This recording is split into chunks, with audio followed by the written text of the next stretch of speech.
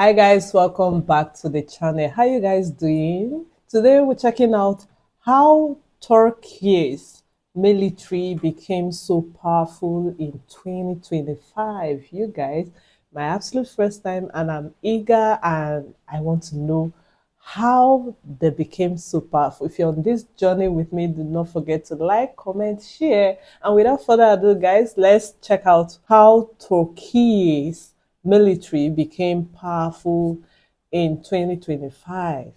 All right?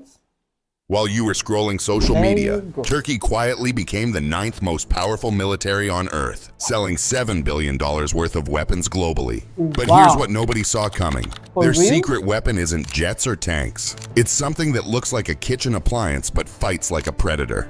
20 years ago, Turkey couldn't manufacture Wow, a decent rifle. interesting. Today, they're outgunning nations that have been military superpowers for centuries. The transformation is so dramatic, it sounds wow. impossible. But stick around, because I'm going to show you exactly how they pulled off the greatest military comeback in modern history. In 2003, Turkey was importing 80% of their military equipment, outdated Soviet gear, dependency on foreign suppliers, and zero respect on the global stage.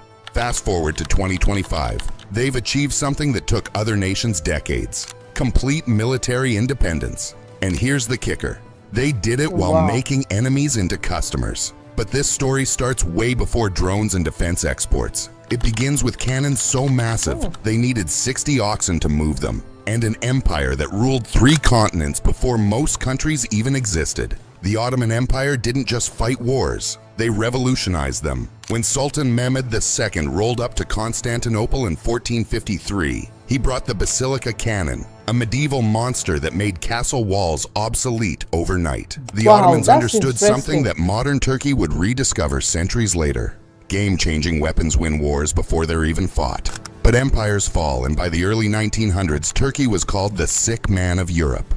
World War I nearly destroyed them completely. Then came Mustafa Kemal Ataturk, who threw out the sultans and declared something revolutionary: Turkey would never be dependent on foreign powers again. Here's where the story gets interesting. While other nations were debating drone ethics in committee meetings, Turkey was building them in garages. The Bayraktar TB2 started as a family business project. Today it's exported to 33 countries and has more combat kills than some entire air forces. The Syrian conflict became Turkey's testing ground. Every mission, every strike, every success was data. They weren't just fighting a war, they were perfecting a product. And when the footage from the 2020 Nagorno-Karabakh conflict went viral, showing Turkish drones obliterating armor columns, the world suddenly realized Turkey wasn't playing catch-up anymore. They were leading. But here's what nobody expected, and this is crucial for understanding how Turkey became so powerful. The drone success was just the beginning. Turkey's 2025 defense budget hit a record $47 billion, and they're spending it strategically. While competitors build expensive, over-engineered systems, Turkey focuses on cost-effective, combat-proven solutions. Their Bayraktar TB2 costs 1/10 of an American Reaper but delivers the same results. The numbers tell an incredible story. Defense exports jumped 29% in 2024 alone, reaching $7.154 billion. Baykar, the drone manufacturer, exported $1.8 billion worth of equipment by themselves. That's more than entire defense budgets of some NATO countries. And here's something that should terrify traditional suppliers. Turkey doesn't attach political strings to their sales. No lengthy approval processes, no congressional hearings, no human rights lectures. Want drones? Pay the price, take delivery. It's that simple. Their customer list reads like a geopolitical who's who. Ukraine relied on Turkish drones against Russia. Poland, a major NATO ally, chose Turkish systems over American alternatives. Even Croatia, surrounded by EU partners, picked Turkish technology. When NATO countries start buying from Turkey instead of the United States, you know something fundamental has shifted. But the real genius isn't just in what they build. It's in how they've positioned themselves globally. And this brings us to the most controversial part of their strategy.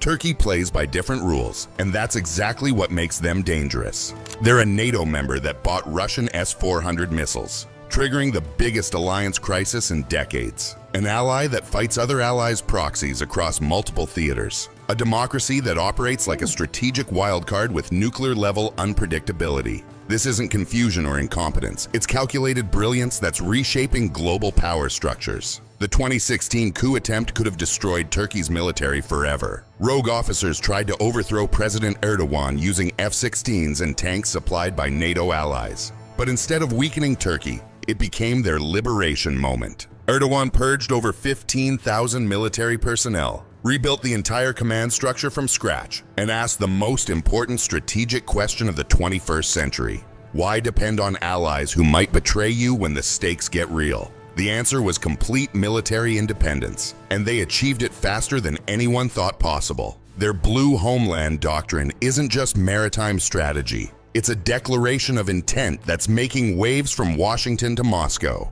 Turkey claims vast areas of the Eastern Mediterranean, backed by naval power, and the demonstrated willingness to use it against anyone who challenges them, including fellow NATO members. Here's what makes Turkey's military expansion truly unprecedented. They're not just building bases, they're building influence networks. They've got troops in Syria fighting American-backed forces, operations in Iraq that Baghdad can't stop, training programs in Somalia that are creating an entirely new African military doctrine, naval bases in Qatar that project power across the Persian Gulf, military advisors in Azerbaijan that just helped win a war against Russian-backed Armenia.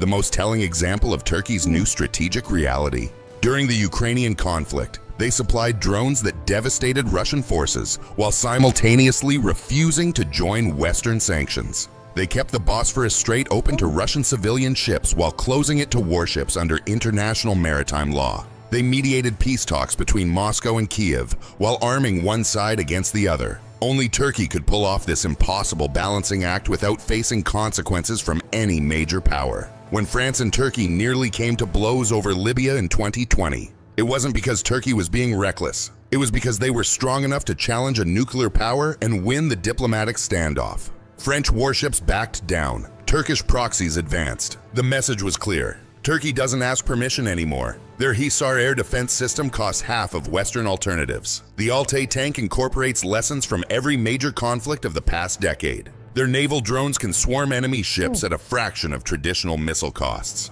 Every system is designed with one principle: maximum effect, minimum cost, zero political baggage. The market responded accordingly. Countries that never considered Turkish weapons are now placing orders. Nations that were locked out of Western systems found alternatives in Ankara. Suddenly, Turkey wasn't just a regional power. They were a global arms dealer, and the timing was perfect. Great power competition returned just as Turkey achieved military independence. Russia needed alternatives to Western technology.